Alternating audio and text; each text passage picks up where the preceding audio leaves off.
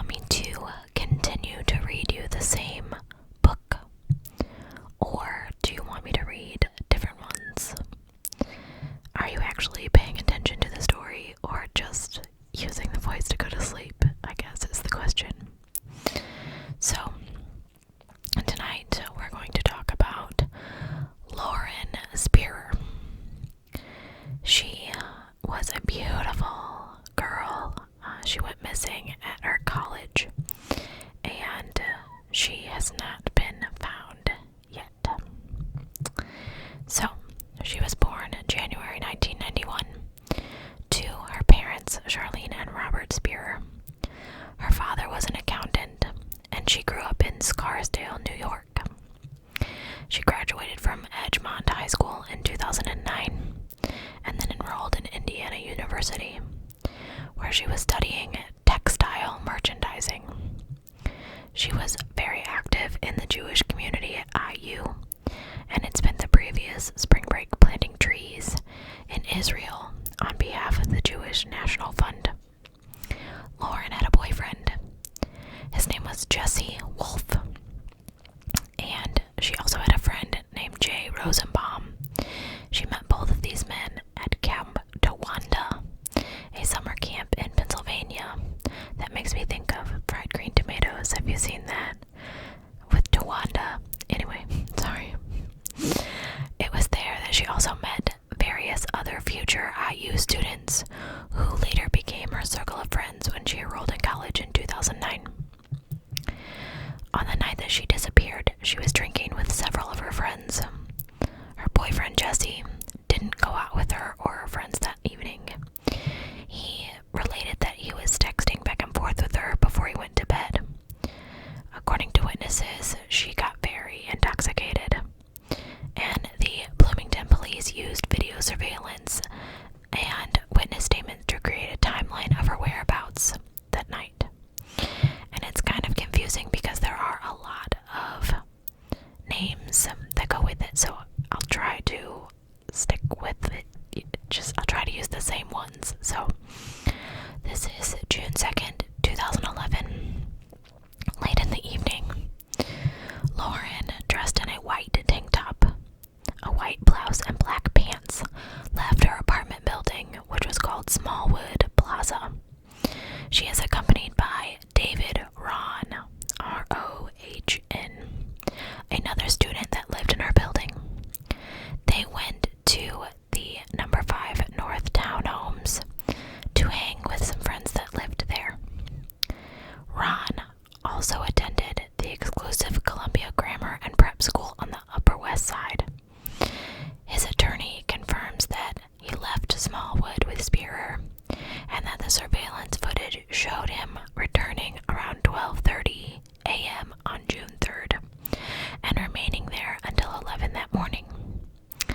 He took a polygraph test that was administered by the FBI, and it showed no deception, but he does hang out with Lauren quite a bit this evening. Around 1:46 a.m., Lauren and David walked a few blocks southeast from the townhomes to Kilroy's Sports Bar. Lauren apparently showed a false ID to get into this bar. At 2:27 a.m., so we're on June 3rd now, she left the sports bar without her phone and her shoes. Apparently, from what I read, this was a really big bar. It had like 2 levels, and it was kind of beach themed. And so I guess there was sand. I mean, it's June, so if she was outside, maybe she took her shoes off. I have never gotten drunk enough to lose my shoes, so I don't know exactly how that works, but anyway. So she leaves the bar, 2:27. She is leaving the bar with a guy called Corey Rossman. She walked 2 blocks from Sports back to her apartment, and a passerby named Zach Oakes noted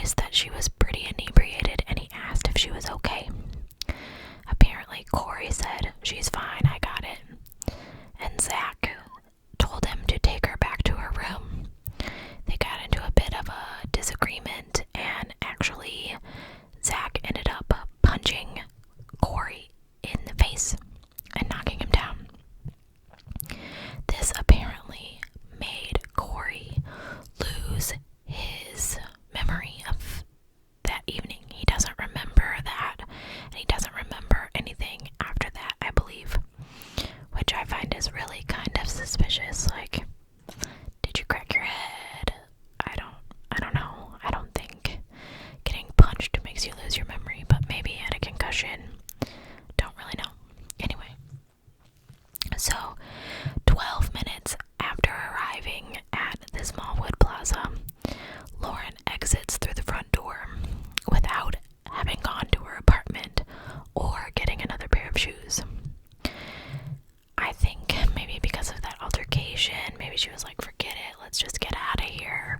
But I do think it's kind of weird that she would not have gone for another pair of shoes.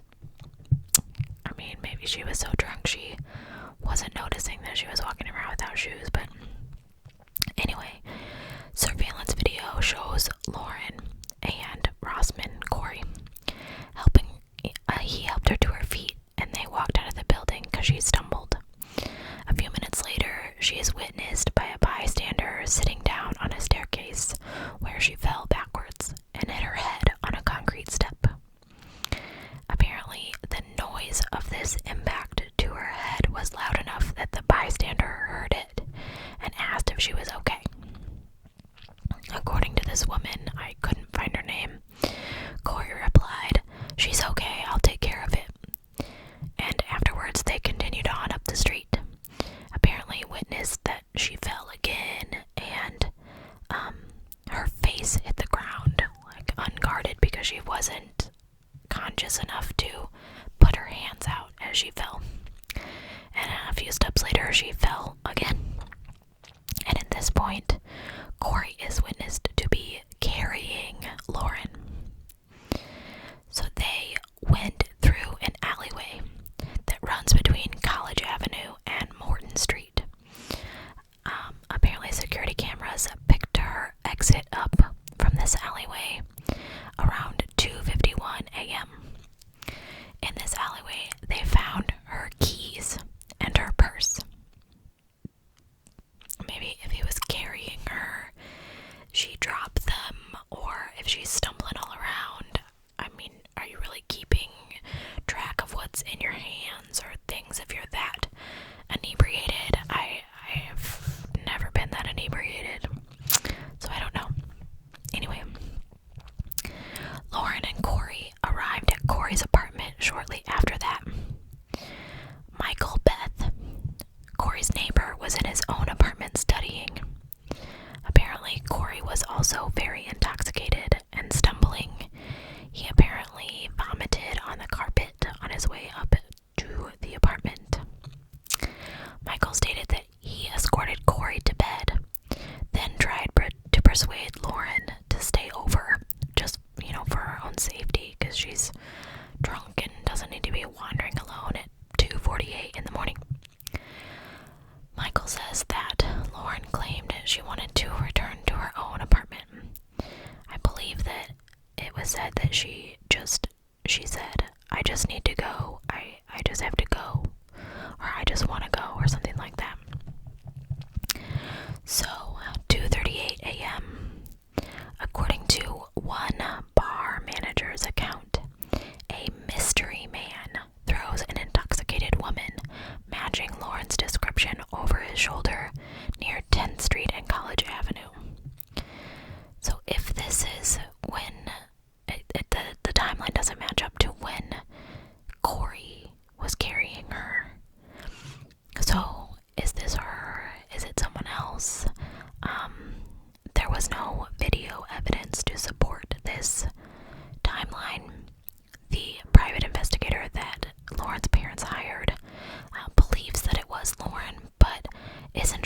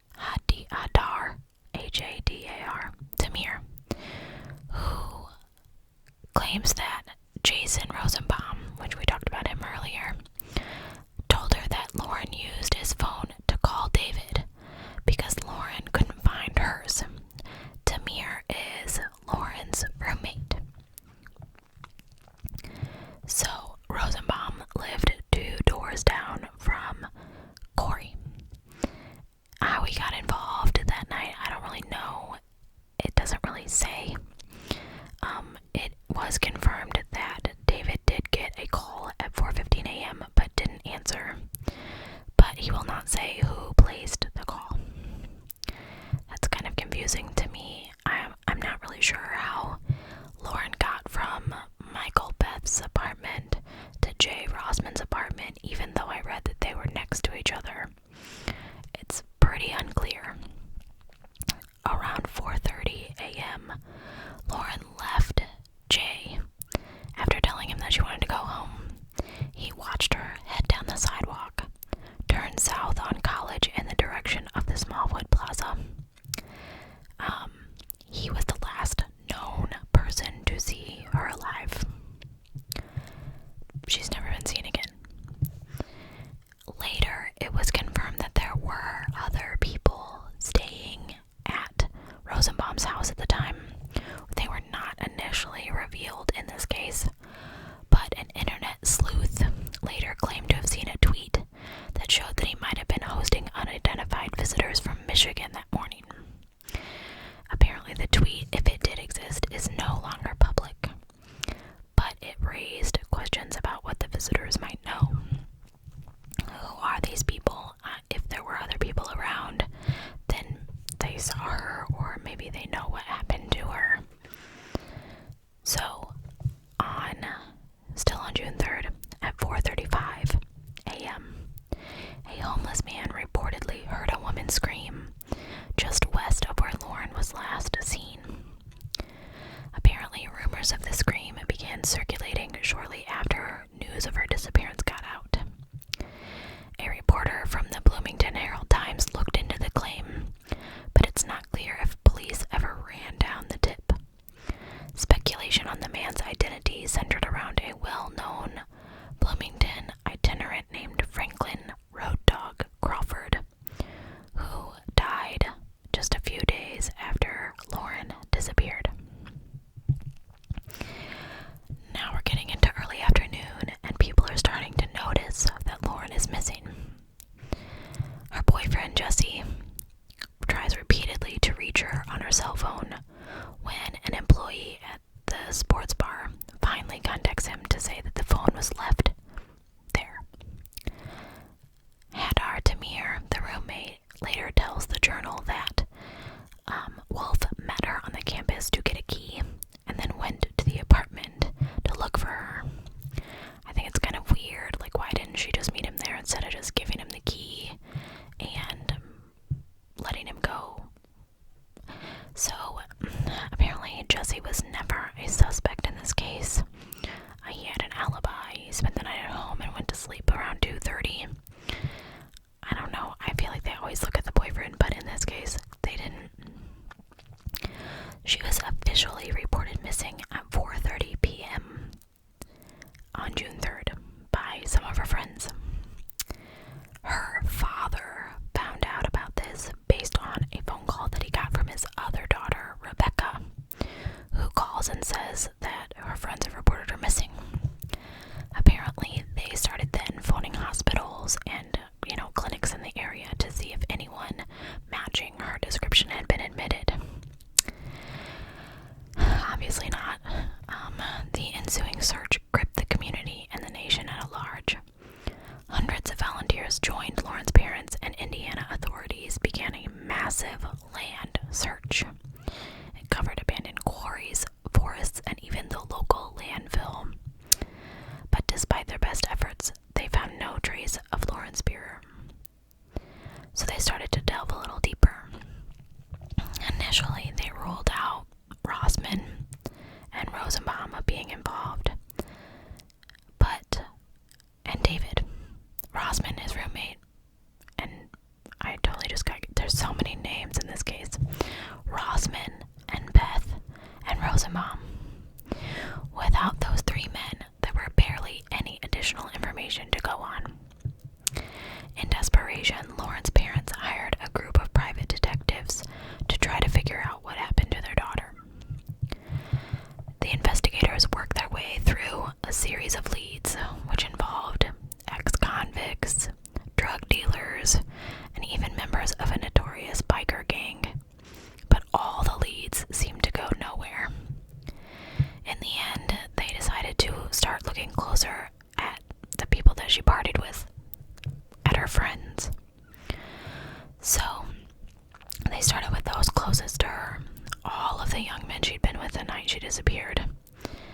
Oddly enough, as soon as they began investigating them, many of the young men hired lawyers. This was a defensive move and one that only managed to rouse further suspicion about their participation in Lauren's disappearance. Her longtime boyfriend Jesse, who had been exceptionally helpful and involved the first few days after her disappearance, was whisked away by his parents. This was exceptionally odd, as most of Lauren's friends described him as the most loving boyfriend.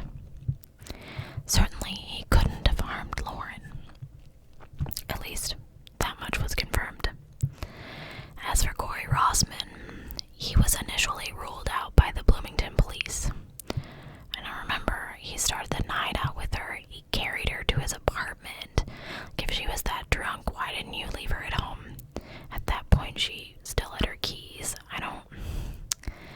A DNA test confirmed that he was willing to cooperate, but further investigation revealed that he didn't know anything. He had completely blacked out the night of his disappearance, either from the alcohol or the blow to the head he received during the fight at her apartment. With the friends and the boyfriends ruled out, it was up to private investigators to follow a few other leads. One distinct possibility was a stranger. Someone who just happened to be driving around Bloomington at 4 a.m. might have seen the disheveled Lauren as the perfect target for abduction. This cooperated with a report from the police that said that a white truck was spotted on the night of her disappearance, not far from where she was last seen. Investigators discovered that an ex-convict, James McClish, had just been released from prison a few days before her disappearance, and he had been driving a white truck. Not only that, but he was living in a halfway house a mere 10 minutes from where Lauren disappeared. A woman from his past told police they should check it out, alleging 2 previous acts of violence. One of the private investigators approached him, got him to agree to take a lie detector test, and the polygraph tester conducted the test. A veteran polygraph tester conducted the test, and he answered calmly and clearly, sticking to his denials on all questions about Lauren. He passed. There was only one more lead to follow. The police had initially thought to investigate some of the rowdier biker gangs, I speak English, really, that roamed Indiana at the time of Lauren's disappearance. But they eventually gave up because they had no cause to believe that any of those men had taken her.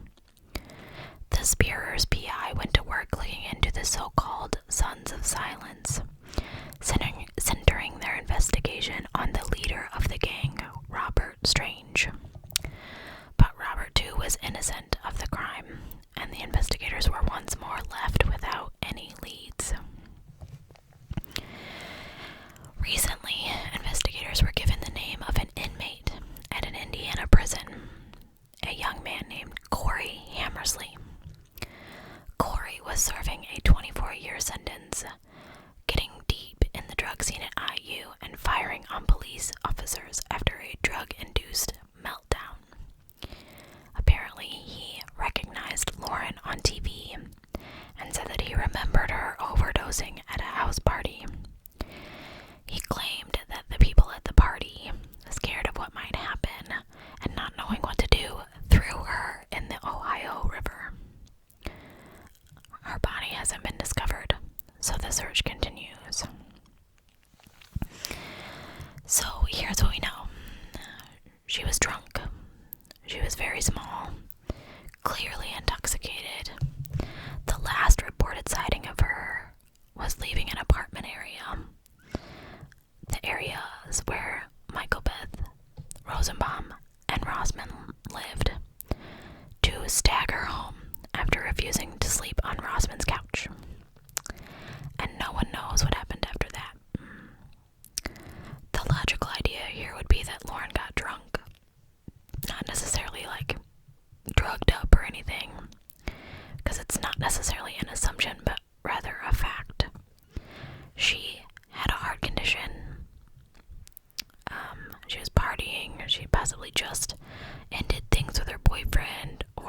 partying with a new group of friends. Apparently, she had only met Rossman a couple days before at the Indianapolis 500. And maybe they saw it as an opportunity to take advantage of her. And maybe things escalated kind of into multiple, maybe this, maybe that territory, but dangerous but logical. I think that there's a good chance that she's not alive. Somebody maybe slipped her something. Maybe it was one of the people that's involved. But I feel like if all three of them were involved, after this long, somebody would have said something like, a silence pact doesn't last that long. Proven by the Skylar Neese video, like, somebody eventually cracks. It might be an accident. I mean, if you know something, if you saw something, if you have seen this beautiful girl, or you know one of these guys and you know, were you at that house party, say something. You can report it anonymously. You don't have to tell them who you are. You don't have to alert the what's the word I'm looking for? The killer or what, the person that committed this crime, that you're telling the police on them. Just let this family find their daughter. It's unfortunate because if she was thrown into the river, there's a good chance that she drifted goodness knows how long. But it's just, I know I've said, many, many times that I can't imagine my child being missing.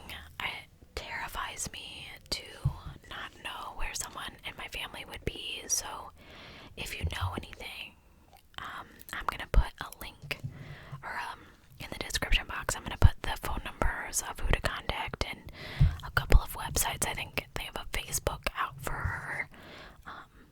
Just report it anonymously. No one needs to know it was you.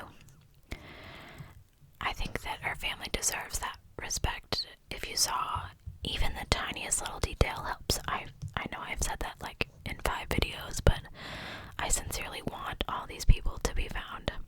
I know I've done a lot of reporting on girls lately. I've been trying to find videos about guys. That's why I did Zeb, because everybody's girls. They're all girls. But if you have any suggestions, I'll take them. And I hope you guys have a great night. I'm sorry this video is a little bit shorter than my normal ones, but other than the really complicated timeline, there's nothing about this case except there were a lot of men mixed in and a beautiful girl that just vanished. I don't know, it's so weird. Anyway, we also hit 100 subscribers